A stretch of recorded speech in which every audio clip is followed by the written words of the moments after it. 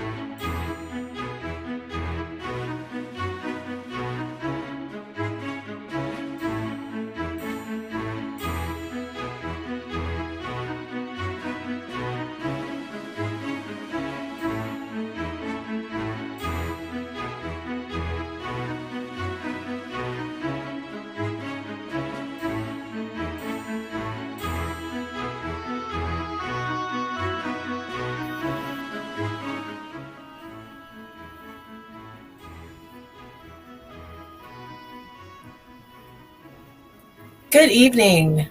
I'm Monique Thomas, Vice President of Special Projects for PMI Washington, D.C. Welcome to this month's episode of True Talks with Project Managers. True Talks is a collaborative presentation put on by the PMI chapters of Southern Maryland and Washington, D.C. Tonight's episode of True Talks with Project Managers will be on the topic of managing complexity and change using system approaches, with our special guest, Dr. Domenico Lepre. Throughout the presentation, please remember that you could type any questions or comments you have into YouTube's chat function. And before we begin, I'd like to thank the producer of our show, Dan Stay. And without any further ado, here is our host, Kendall Lott. Hello. I'm trying to get centered here on the camera. I hope I am pretty soon here. Hey, Monique, how you doing? I'm well. How are you, Kendall? I'm on the road again, as often happened, and I'm trying to run through and make sure we're good and set up here. But fancy meeting you here. We know each other from the PMI WDC board, so what brings you here is our partnership now with Southern Maryland. So I'm glad to see both chapters working together. It's good times, huh? Yes, absolutely. I'm learning a lot from the Southern Maryland folks, and I think they're gaining from working with PMI WDC as well. Well, I've liked the thing that they put together here with PM True Talks. What made you Master of Ceremonies tonight, other than you're like our comms team over in PMI WDC? Well, that is true. I do oversee communications and social media for our chapter. And so I had been working with Harry for an upcoming event we're going to do later this year, which will be our annual symposium, where we're hoping to do True Talks with project managers in a live setting. And since we have been working together so much recently, he just reached out and said, "Hey, would you like to introduce the next show?" And I said, "Yeah, sure, no problem." Live setting sounds like music and fun to me. Hey, listeners, that means I don't know. If I have my way, you'll have to have signed into a YouTube call one time before you're allowed to go live with us. But I probably won't get that rule imposed. So with that, let's get on with it tonight. I think you mentioned something earlier about putting questions in chat. Listeners, we're going to need your input tonight. So stay tuned on that a little bit. But we have two guests tonight, as been mentioned. So we'll get on through with that now. So the YouTuberati, systems change. You're in for it tonight. This is a complex topic. It's not what you think it is, probably. What I have found is it's what we call in the biz orthogonal to PM. It's at right angles to a lot of what we think about sometimes. The question is the role of project management and project managers in a context of systems thinking, systems change, which requires systems mindset. We're going to be talking a lot of these deeper things tonight. So here's my experience in talking with two of our guests, both of them, each of them. This is almost less PM True Talks and more truth talks. I'm talking red pill level stuff. So we're going to hear a lot of words tonight, I think, and there'll be so many words. So it has implications for our field and our role as professionals as we look at our organizations, small, medium, large, nonprofit, and profit. So do me a favor, settle in. I hope you're listening. At one point, I'd like you to put in the chat, and Harry's going to field for me, and somebody will whisper in my ear, any tools that you find particularly helpful in your role. So it can be like, your earned value management tool. It could be the Gantt chart. It could be the PERT chart. It could be something we've never heard of. But I'm intrigued if you can name tools that you have found particularly effective or particularly interesting to you, because we're going to play a little game in the middle of our segment here. And this is being recorded on YouTube, so you'll get to put your favorite tool in there.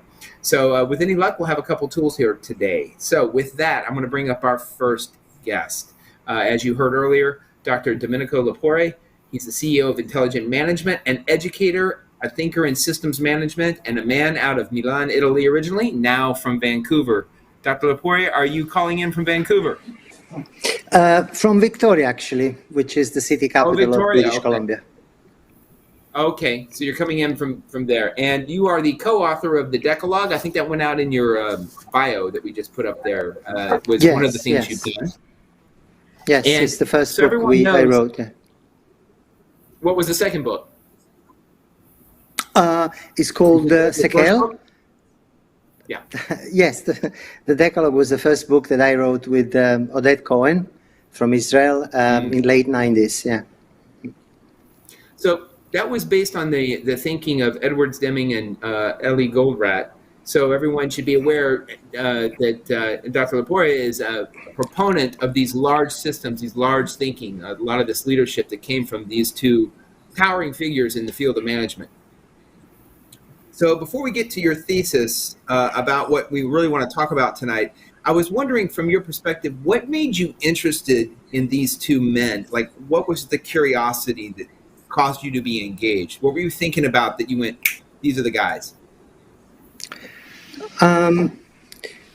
First of all, I share with both Dr. Deming and Dr. Goldratt a similar academic background, and with that goes a language and a certain level of clarity on how to address issues. I had virtually no experience of the so-called real world coming out of university, and I landed one of my first jobs at the Ministry of Industry in Milan, and I was tasked with organizing courses for entrepreneurs. It was the School of Entrepreneurship of the Ministry of Industry in Milan, on a subject that very few people knew anything about. I'm talking about the early 90s, which was quality management. And almost instantly, I came across the work of Dr. Deming, and that was love at first sight. In the ensuing couple of years, I came across a bunch of incredibly intelligent Israelis, captained by another scientist called Eliyahu Goldratt, that were proponent of something that, although explained with a completely different terminology, in my opinion, was aiming at the same goal, with a little bit more focus on the practical aspects of managing systems and complexity. It's a body of knowledge called Theory of Constraints. And I was, I had the great good fortune of being educated and trained and loved by these guys that they really pushed me to give my best in trying to promote these approaches, and this is what I did. Yes. So, what do these approaches solve? Big letters here. You like these approaches. They got your interest. They speak the language you understand. You've explained the connection. Mm-hmm. What do they fundamentally solve in your mind at the highest level? Right. Yeah. At the highest possible level is they address something there is no trace in literature, managerial literature of, which is what emerges out of interdependencies that exist in the real world. So, as you remember, in early 90s, the discourse was entirely dominated by cost accounting type considerations that look at the world in terms of fragments, and they look at the optimal of an organization as the summation of the local optima, and nothing could be further from the truth. So both Deming and Goldratt addressed massively the issue of complexity through understanding how this complexity, which is generated by interdependencies, can be addressed. Dr. Deming particularly stresses the importance of variation within the system, and Dr. Goldratt emphasizes the importance of a focusing point, which he calls the constraint, which is not a bottleneck, but simply the leverage point of the system, the point of the system where maximum value is generated. So overall, this is the issue. I mean, there is no other approach, especially the one that were peddled in the 90s and early 2000s, that paid any attention to the idea of complexity and how it can be addressed. Well, as our listeners probably know, I usually interview our guests beforehand, and we had a long conversation, twisting around in a lot of different topics. And it was fascinating to me because there's so many theses that you've built in there. And so we can pick on a number of them, and we'll just run with whichever one you want to run with tonight. But what I want to highlight to our viewers, our listeners, is if you think about project management, you've definitely been trained to talk about dependencies. But I think what we're hearing here is that projects themselves, this is almost like more like portfolio or program. How do the many different sub pieces actually interact?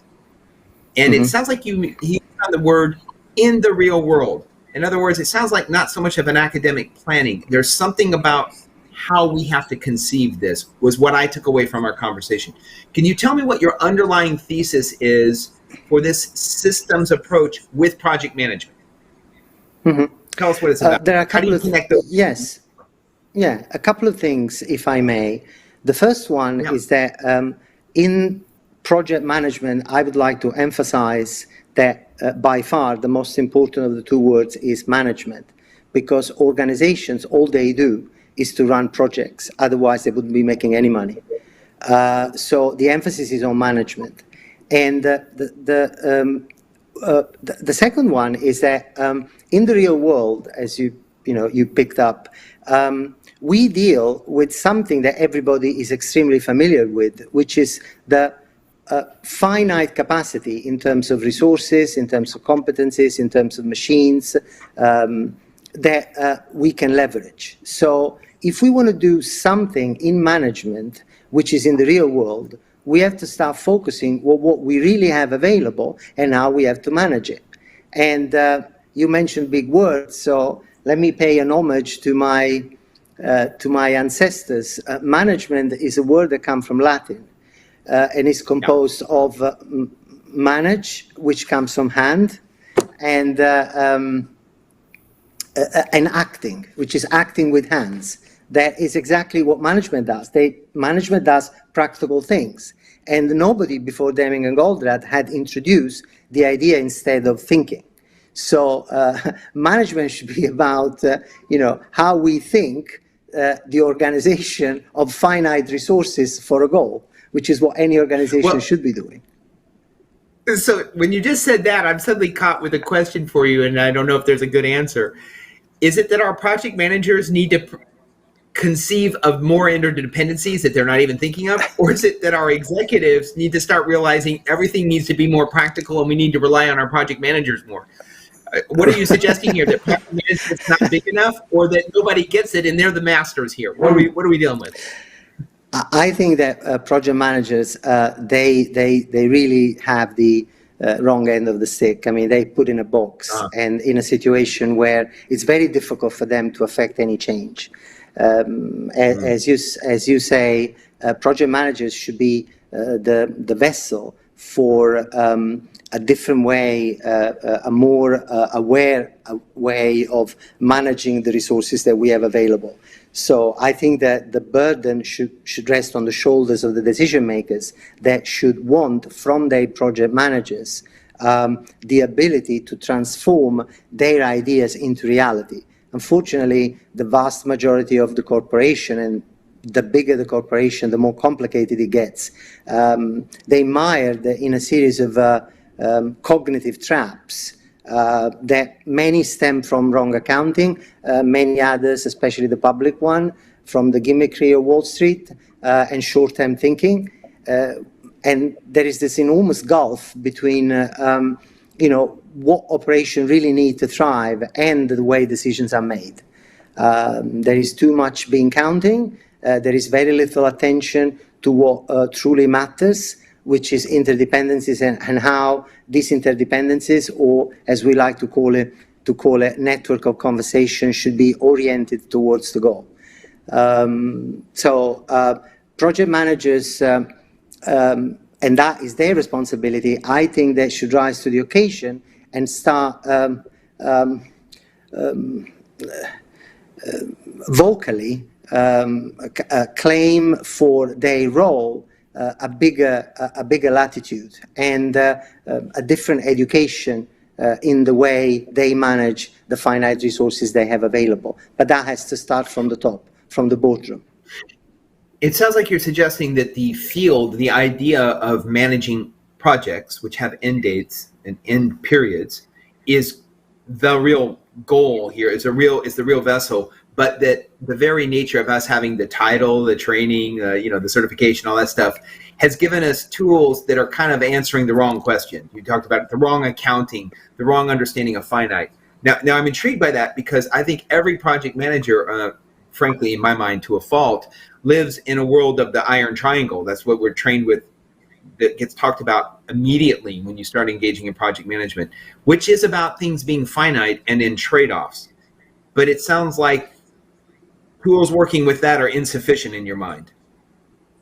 I think that the context, and scope, and schedule, and budget.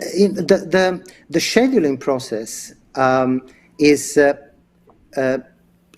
the last step, the last link of a series of steps that should precede it.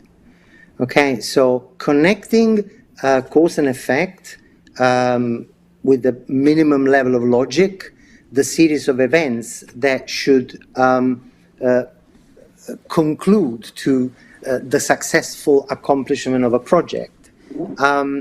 In the body of knowledge that still today is the most popular one, does not take into consideration resource contention. It does take into consideration the complexity that stems from interdependencies. Hence, the emphasis is on creating milestones. The emphasis is on, anything that can be individually controlled rather than systemically organized. That's why there is a proliferation of very joyous and colorful but pretty useless tools like Trello or, I don't know, Liquid Planner, or the most lethal of all is called Microsoft Project. And I'm not saying because I don't like Microsoft, it's just because that's what I think it's the most popular and useless tool available there. And instead, the real question should be, how can I maximize across the multitude of projects that our organizations run, how can I maximize what I can extract by my available competencies? And once you frame the problem in those terms, sorry, just a second. When you frame the problem in those terms, you realize that you're tackling a mathematical problem that, if not addressed, and if you surrender to it, the next step will be that you accept to sub-optimize what you can do with your resources.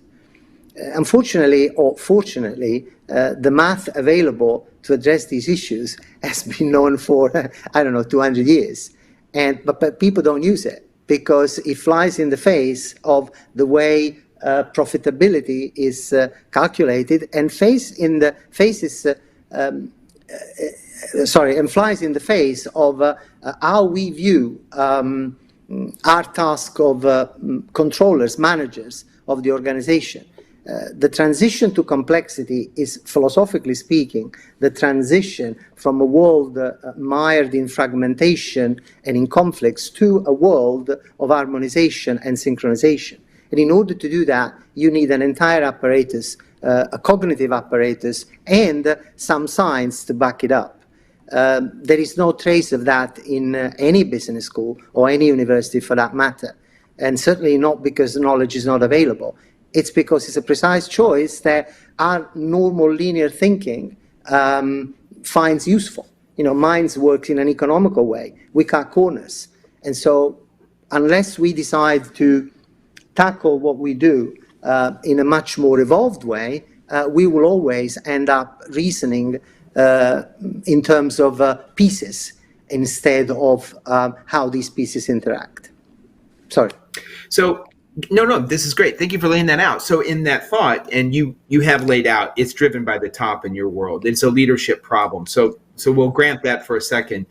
As project managers then, or in the world that as you see it, in a properly run organization, a properly executing, focused organization, what would the role of the project manager be, assuming the bosses got it and they handed that complexity of math?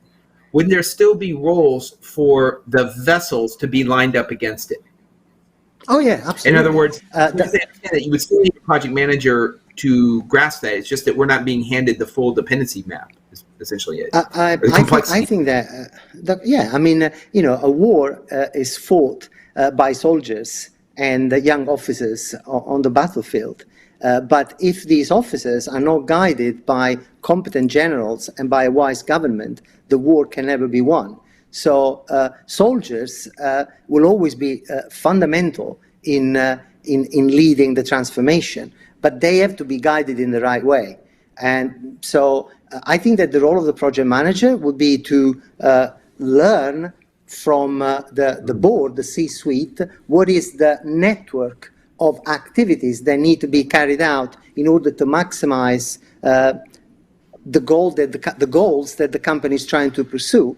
And they have to be given the task of, which is anything but negligible, the non-enviable task of managing all these interdependencies.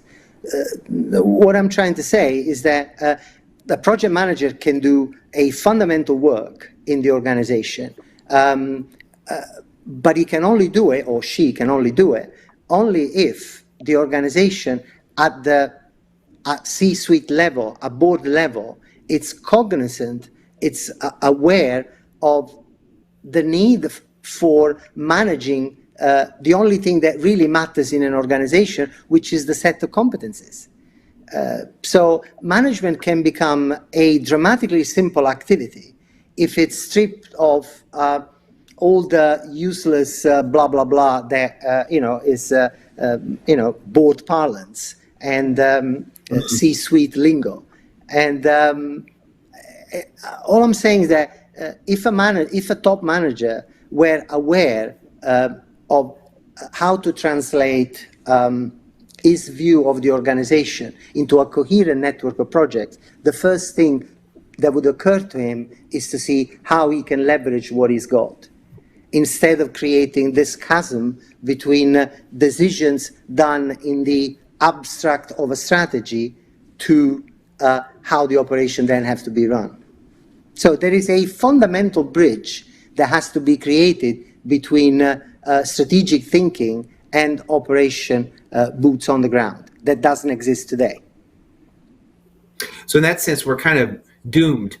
We will always, on our best day, efficiently suboptimize, because the problem is the schema hasn't been set. On our best day, we do it. We do it not quite good enough, very well. In our best day, yeah. On our best day, and we know that that's often hard. So you talked about it as not really a resourcing problem, because we get raised as resource. We don't see the resource contentions. We just look at resources in what we think we can get, but not across the whole system. To me, it begs the question of where does the system end and begin? And I think you're probably going to link it to the mission of the organization. Is that the proper scoping of this algorithm? Or is it broader? Well, the dependency suite. as you know, systems are not limited by definition. But at some point, we have to draw a line between what we can physically affect and what we cannot. In an intelligent world, not an ideal world, just simply an intelligent world, we would be looking at the supply chain or the value network we're part of, and we would come all to term with we would all come to the conclusion that nobody makes money unless the customer buys. So whether you produce raw material, semi-finished product, you assemble them, you sell them, you ship them, unless the customer is happy, nobody makes money. So in an intelligent world, we should be dealing with an as big system as possible, as wide network as possible. But even if we wanted to confine the role of the project manager to what is directly under the control of the organization, I think the message should be, let's decide how we want to make money this year, and let's see, and let's agree on what we can realistically do, given not just the resources, but given the competencies that these resources bring to the table. Because this could be an interesting consideration. Each individual, if we want to manage if we want to leverage the maximum out of what we have, we should be looking at what each resource in the organization, what competencies this person brings. If we start looking at competencies in terms of pool of competencies, and we begin to move different competencies across the project following a rational algorithm, then we can maximize what we can do. If there are project managers that are listening, they will certainly relate to that. Actually, a quick definition there. You mentioned organizational competencies early, and now you hit a bell of competencies around individuals. Are you suggesting that when you meant organizational competencies, you mean the pool of common competencies provided by the human beings that work here? Is that kind of the focus of that conversation? Yeah. The focus is one of the major topics of conversation in management today is development of competencies. This is critical because if you work in a functional hierarchy, you are labeled as somebody that works in that department, in that function. Yep. And that person becomes locked in a very, very limited role that he can play for the organization. If we look at what kind of competencies each member of the organization brings, we can begin to see that different people in different departments, they have competencies that for a certain number of tasks are completely interdependent. And if you begin to bring down the walls that separate the silos, that separate people in the organization through competent and C-suite driven project management, what we call systemic project management, then you begin to see how many new avenues are open for what your resources can actually do. So let's talk about the steps that bridge that gap between the goal. Let's assume the C-suite knows the goal. It sounds like you're going beyond it's a communication problem, because I tell you, I hear a lot like, well, we don't know what we're doing because they haven't communicated why we're providing value or where we're providing value. I'm sensing we're going beyond communication here. Your concern is that C-suite doesn't either know or doesn't know the translation. So we're talking about a translation layer here. You called it an algorithm. For just a second here, what would be the steps that could conceivably walk it to bridge that gap you talked to? That was a question we had from a listener. Walking from a strategy, a focus on the goal, to being able to get to competencies, to being able to do this. What would be those steps? What are some things? Well, if you look at the body of knowledge that Dr. Goldratt has developed over the years, it's called theory of constraints. The overarching goal of theory of constraints is to connect the purely strategic phase of the life of an organization, which is what are we limited by? What are the mental models that keep us stuck? How can we overcome these mental models? Which is the most fundamental question that every C-suite should ask itself. Then, once the solution has been identified, or the network of solutions, the set of solutions has been identified, then this set of solutions has to be orchestrated in a way that step by step can be translated into operational plans for the execution. So management then becomes very simply the art and science to managing on a daily basis the network of projects that lead people to the goals that the organization set for itself. So it's not, yes, there is an algorithm, but the algorithm is only useful in the practical step-by-step execution. The starting point is to identify what generates more units of the goal. In a for-profit company, it would be cash. In my world, maybe in other worlds, it's not cash. Okay, so the question is always, how can we maximize the cash that we generate through a concerted, coordinated, synchronized network of activities? This is management. The rest is just blah, blah, blah. We get go ahead. No. What I'm saying is that if I were to give an input to project managers, besides learning what it means, what is the difference between the fantasy world of Microsoft Project and finite capacity scheduling, but that is something that can be learned very quickly. Beyond that, what I would recommend to project managers is to have a very heart-to-heart conversation with the top dogs about how we really want to translate their plans into reality. Because far too often, the activity, the senior management activities of creating initiatives clashes with what is realistically possible to achieve, simply because head of functions are siloed.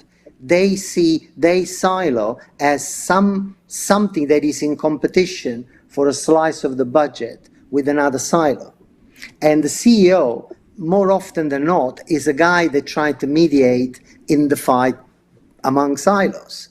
It's high time that organizations would start seeing themselves as a system for the goal for everybody to win.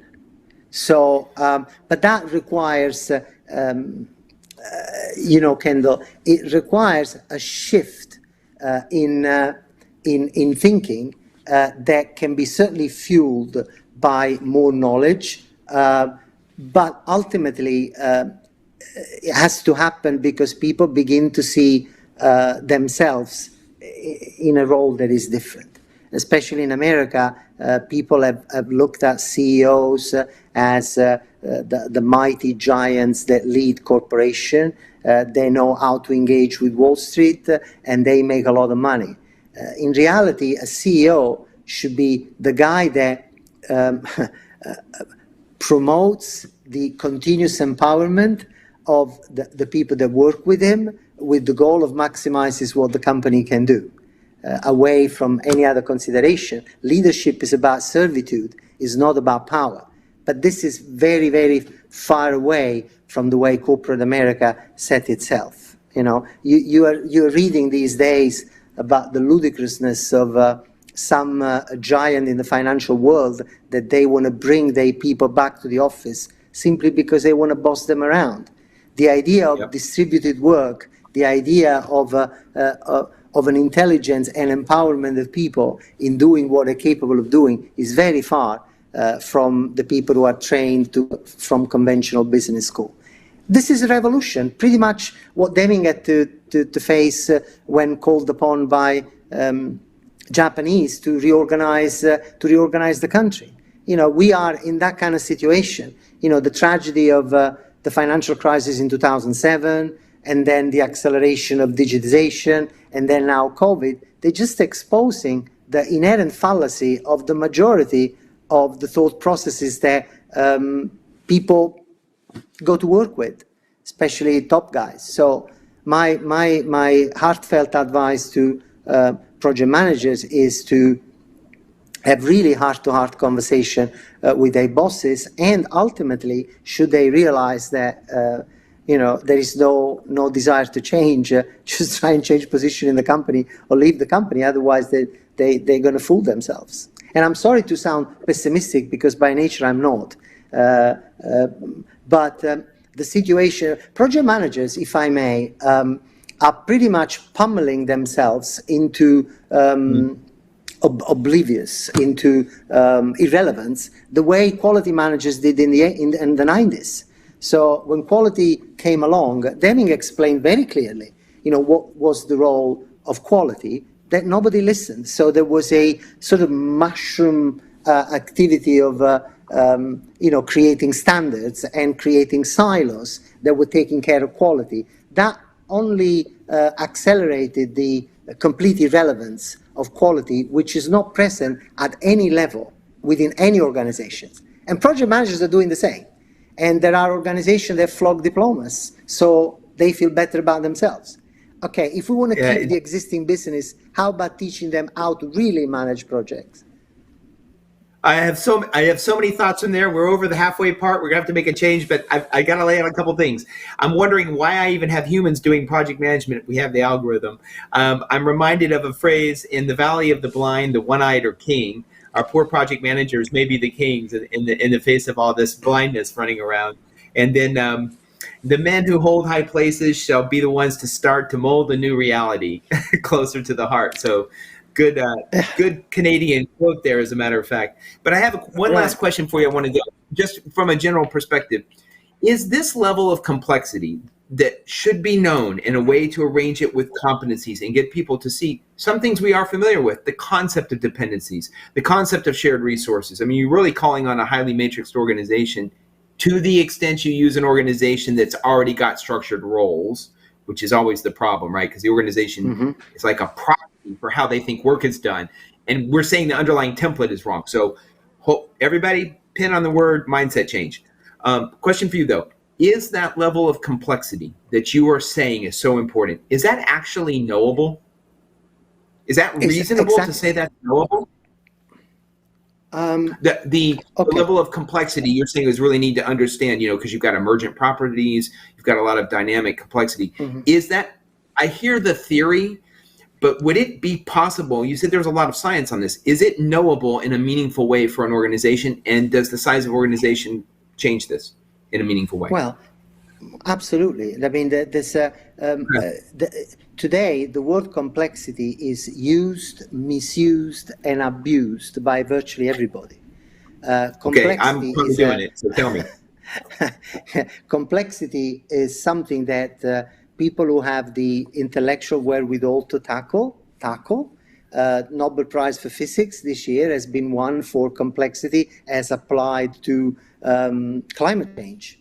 Okay, so complexity is real and it's a science. When it comes to us that live in the real world, we can leverage work that has been done by others to tame and embrace. Not tame is not the right word, to embrace complexity, not to break it up, but to embrace it. And the algorithm to embrace complexity are out there and can be used. Also, I noticed a level of intellectual viciousness and maliciousness in you saying algorithms should replace humans. No, algorithms should be designed by and used by humans to do things better. In the very same way in which you will never fly visual to cross continents, you can't manage complexity by the seat of your pants. Okay, so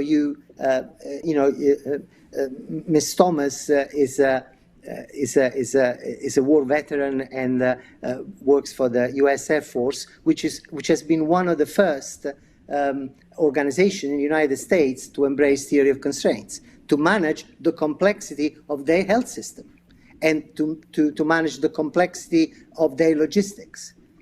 Because when you deal with complexity, you need an approach that is capable of tackling complexity.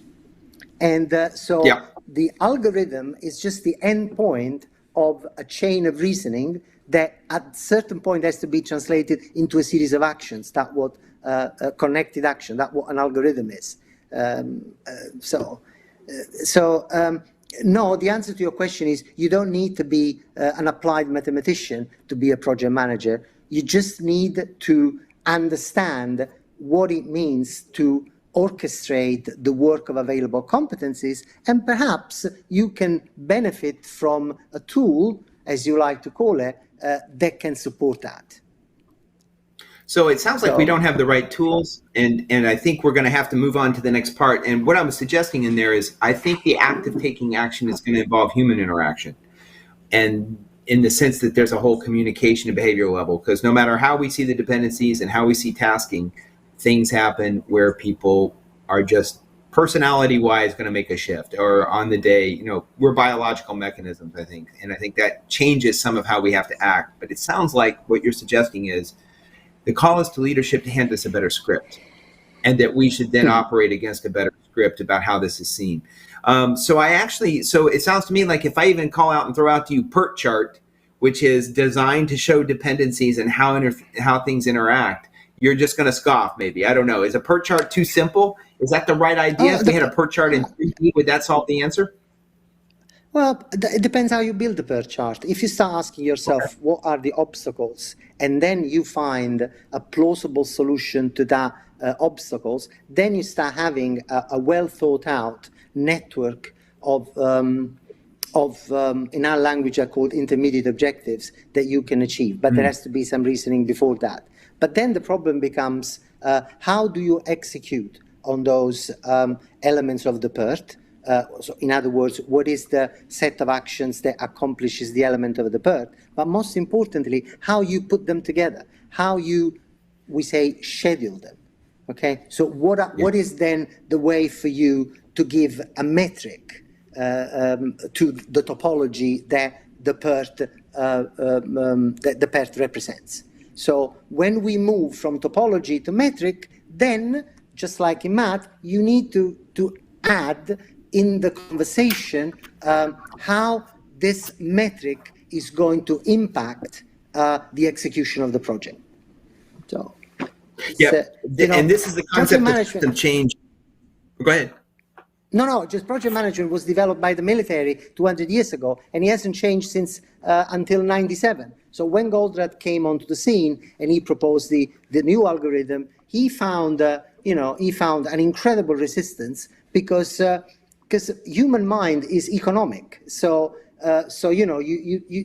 human mind tries to always to cut corners, to keep doing what it's done so far. So critical change is a conceptual revolution. It's not just an algorithm. The algorithm is just the final part of it. So there's a lot we need to be learning in here that make us better project managers, what I'm hearing around critical change, for example. Yeah, that's right. So we have to stop talking about agile. We have to stop talking about Six Sigma or Lean. We have to stop talking of all those, we have to stop talking about all those gimmicks that we use to circumvent conventional hierarchies and everything that stands in the way. It's not by gimmick the system that we're going to be successful. As project managers, as leaders, we need to change inherently the way the organization works. We need to start looking at the organization for what they are, network of interdependencies. And these interdependencies are oriented, and once you start orienting a network, you have a completely different math, which is not based on Gauss theory, the normal curve. There are new dynamics that get into the picture, what they call nonlinear dynamics, and leaders have to be aware of that, and that awareness has to translate to the way they ask their subordinates to execute. This is a revolution. So we have a possibility. And there we go. Today. I want to grab you right there because I was going to say, you just put out a call for revolution. Stop the band-aiding. Stop trying to fix it around the edges. The structure of organizations are bad proxies. It's a call for revolution. So with that, I'm going to bring up our next revolutionary. So everybody, you're going to know this guy. You love this guy. The volunteer superlatives, there's not enough. You're president-elect, leader of continuous value development at Project Management for Change, a PIMDOS fellow, basically. Harry Zolkauer. Harry, welcome on board with your radical ideas. We're about to hear another approach, another thought. So Harry, you've heard a lot of words in there. How are you feeling about all of this? There's a call for a revolution, a call for a mindset change, and a call for complexity, understanding complexity. Oh, that was a great lead-in, I'll tell you, to what I was going to say, so that was a perfect You lead said in. you want a revolution, Harry. Here you go. Yeah. I'm a Beatles fan, and I'm also a revolutionary myself. But, seriously, I think, I think that we have to do something. I mean, I think that Dr. Laporte has made a great point that the status quo is just, it's not working. Statistically, if you're looking at projects and projects failure, that there's a lot of statistics out there that, more projects fail than not. But beyond that, I think looking at a systems approach and one thing I've been sort of focused on lately is a concept, if you want to call it that, or I guess a movement back in the 2010s was called solar punk, which I love the name because punk has this connotation of, edgy, radical, revolutionary. And so I'm thinking, with what Dr. Laporte was saying, why don't we, for us revolutionaries, let's call ourselves Project Punks. And what that is basically, it's, I say that sort of half jokingly, but the whole purpose of this is really to look at projects and to empower ourselves, like Dr. Laporte said, that I think this is what you're saying, is that, the power structure that exists today in most corporations and most organizations isn't flat. It's more hierarchical. Project managers really are sort of in the middle of things typically. And so this whole idea of Project Punk it's really optimistic. It's looking at trying to make a change in the world and looking at systems. You can look at systems from different levels. In other words, I think Dr. Laporte, you were referring to systems primarily within the confines of a like a corporation or one organization. But when you look at solar punk and some of these other movements, it's looking at, you mentioned climate change as an example, I think is a good one, where there's all these interdependencies that exist out there. And I guess sort of the idea behind Project Punk is that, you were talking about silos, that, within a project, even though it's temporary, it's always changing. And there's all these interdependencies. No matter how small the organization, you've got external factors, you've got internal factors. So this whole idea is really, revolutionary in that sense. So anyway, that's... Well, when I talked with you earlier, one of your comments about this is that we need to see power relationships differently. And in fact, part of your call as individuals was around, it's about how we collaborate with each other. It's about a choice about our own interactions. And I wanted to kind of follow up with that because part of what I was hearing from you, Dr. Laporte is talking about essentially a top-down approach, right? It's not essentially, he's explicit about it. Yours was very much like it's the people's revolution. Project managers need to get how they need to collaborate for a higher goal or higher need with others. It's almost a bottom up. And so I'm wondering, where would you put the emphasis? He's putting his on the understanding of complexity, and then that drives a lot of other questions he had around alignment of competencies and what are we trying to get done and the organization that has to happen there. From your perspective, it sounds like we're a lot of project managers that could choose to ride strong horses here and take on the issues ourselves in some way. How do you see a call for action in your own space, or what's missing that the project manager needs to do in your perspective to affect the system? Yeah, and I think similar to what Dr. Laporte was saying is that I think it starts with the individual, feeling empowered to, basically have your own self in a place where you can truly be powerful.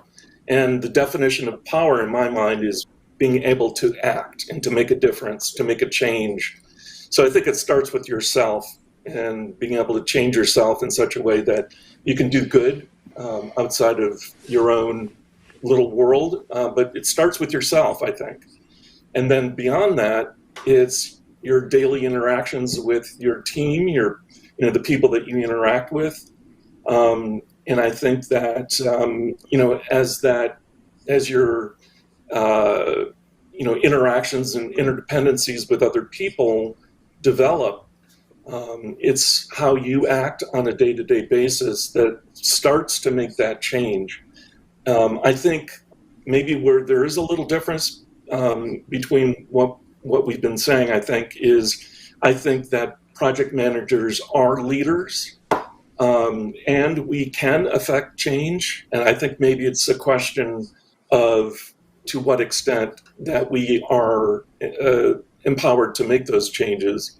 I think that's always a struggle, not just for project managers, but anyone in the organization.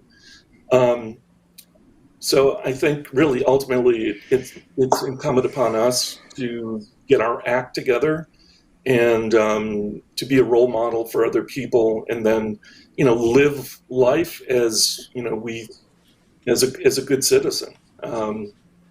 So he's suggesting that CEOs have to undergo, the C-suite has to undergo a mindset change.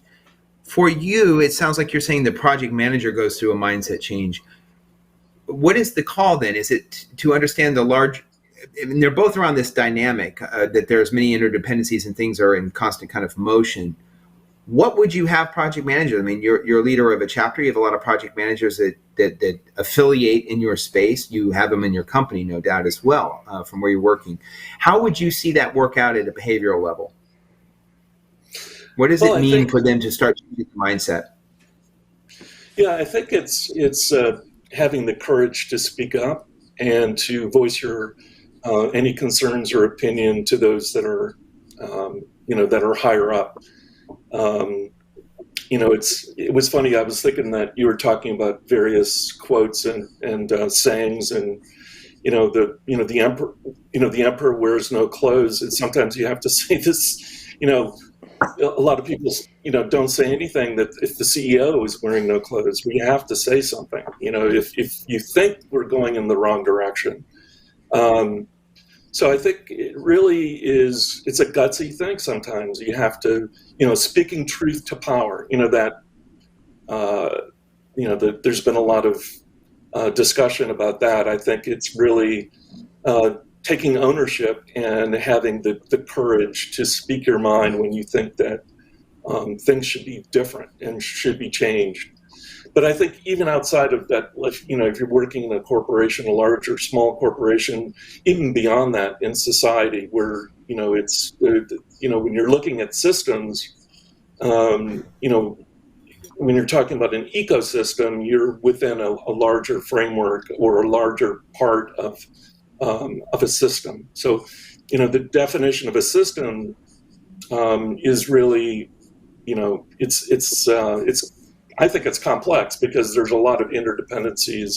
It's not just one corporation or one organization. It's the interaction of, federal, state organizations and, your competitors and all these not self-interest, but other interest groups, I guess, that are part of this whole system or ecosystem. Yeah, you just raised something there for me. I want to get Domenico to hop back in here with this, because one of the things that popped up to me earlier, and then what you just said there, is I think because humans do the action that we take, that we're counting on humans to take action, we are missing what we would call in the change management business, I guess, stakeholder agendas. Everyone has their own agenda. We know structurally, we were talking about sub-optimizing for the larger organization. You're talking about being connected and having the authority to challenge Back. So Dr. Lepore, if you'll come back on in here, we'll have all three of us on here real quick as we wrap up. My thought is this. You've done a lot of thinking, writing, you built a consulting firm around it. What I'm hearing from Harry is there's a sense, I think you're observing what you suggest is the problem. PMs are struggling with something. What they're doing is not entirely satisfactory in some way. And I think that's what Harry's pushing is.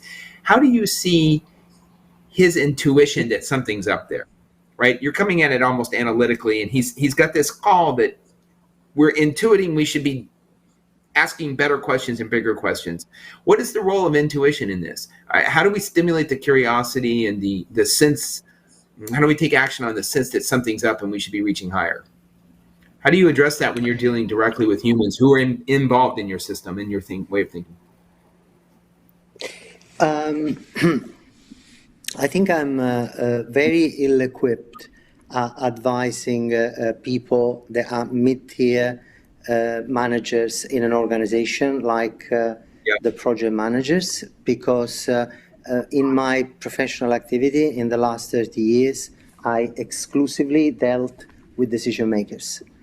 I strongly believe that this process of empowerment, which, by the way, is the alignment of authority and responsibility within the organization, is the task, the primary task.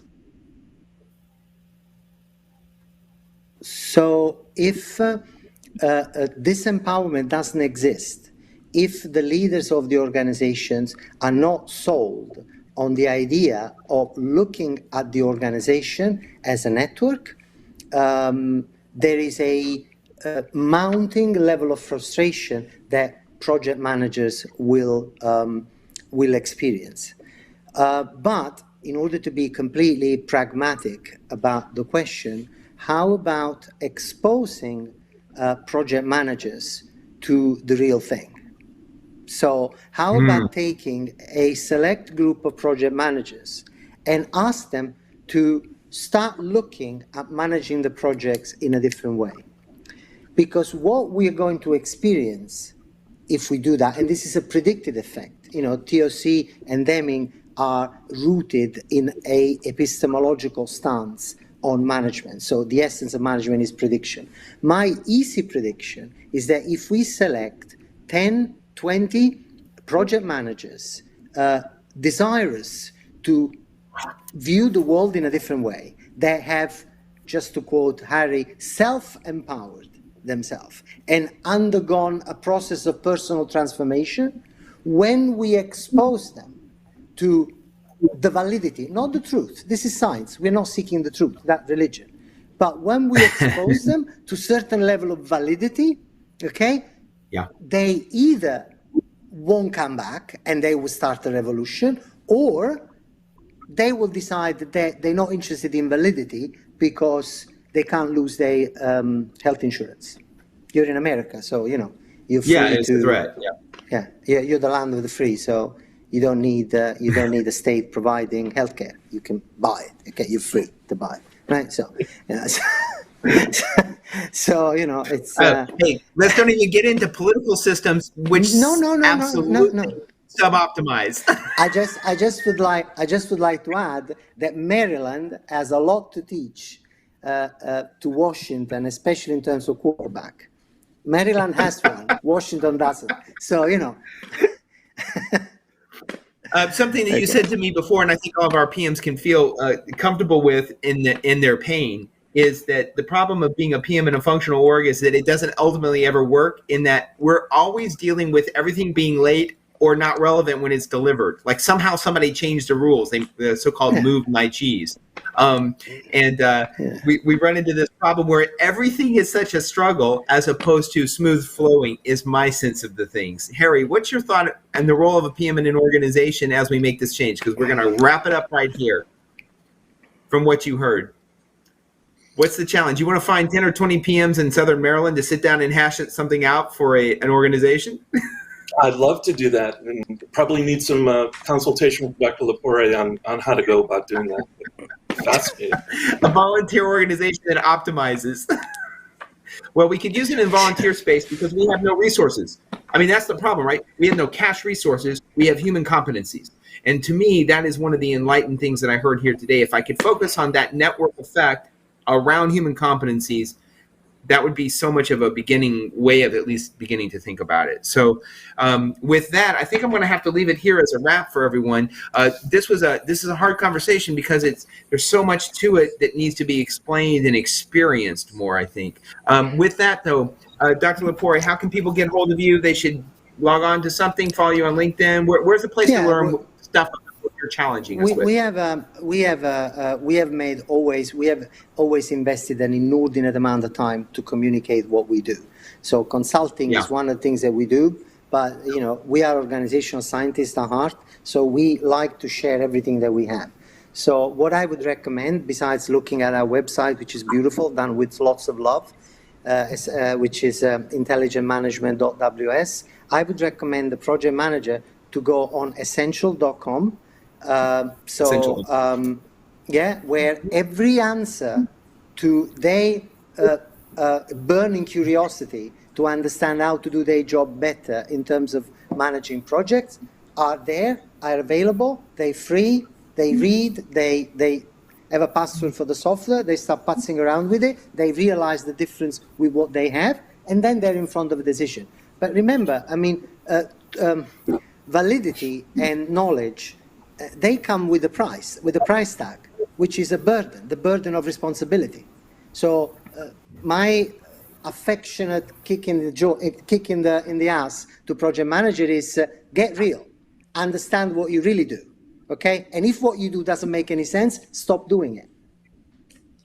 You're inviting us to bite the apple of knowledge, and that leads to an interesting downfall. Harry, last comments, because we need to bring Monique on, or who's going to sign us off and tell us about the book club?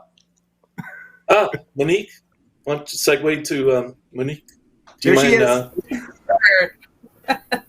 Well, Harry, do you have any closing comments before I start talking about this has been fascinating, and I just want to thank everyone for joining, and Dr. Lepore and Monique, and Kendall, thank you for participating. So I appreciate it. I want to punk a project somewhere. A project punk, something going on. That'd be great. Well, thank you all for joining us this evening, Dr. Lepore, Harry, and Kendall. It's been a very interesting talk. I've hoped that you have encouraged our project managers who are listening to be a little bit revolutionary, maybe a little bit rebellious, and figure out what it is we really do in our organizations and how to look at the networks that we use to accomplish our projects. We have, just to close us out here, we do have some several upcoming events happening for PMI Southern Maryland, as well as Washington, D.C. You may have seen them listed when we were cycling through the slides before we began. But, thank you. Just as a quick reminder, PMI Southern Maryland will be doing both a happy hour and a book club here in the month of April, as well as our next True Talks event, which again, our two chapters will be doing together. That'll take place on the 5th of May. And it looks like Southern Maryland also has a monthly book club and their quarterly membership meeting coming up in June. So please consult their website to learn more about that. For Washington, D.C., we've also got lots of things going on in April and May. We do member orientation twice a month. If you're new to PMI or our chapter, please check that out. There's also 2 book clubs. We'll be covering project management for the unofficial project manager. If you're a PM in all but name, might want to check that out. We'll also be doing a virtual downtown DC meeting for talking about Agile, other presentations about how to go about buying the best type of training, as well as book club meeting to talk about the age of Agile. And there is Dr. Deming's name. Maybe Dr. Lepore would be interested in joining the DC chapter folks when they meet to talk about that book. You can find out more events by visiting the web pages for both PMI Southern Maryland and for Washington, D.C. Be sure to check both of those out. Thank you so much for joining us again this evening. Again, another shout out and thank you to our producer, Dan Stay. You will be receiving a survey or an emailed survey coming to you after this presentation. Please do fill that out. We really do want your feedback so that we can make this show and this program even better. And in doing so, you'll also be able to see the PDU information, how to make sure that you get credit for watching this particular presentation and your ongoing education. So that is it. That's all we have for this evening. Again, my name is Monique Thomas. Thank you so much for joining us, and I hope that we will see you next month for another True Talks with Project Managers.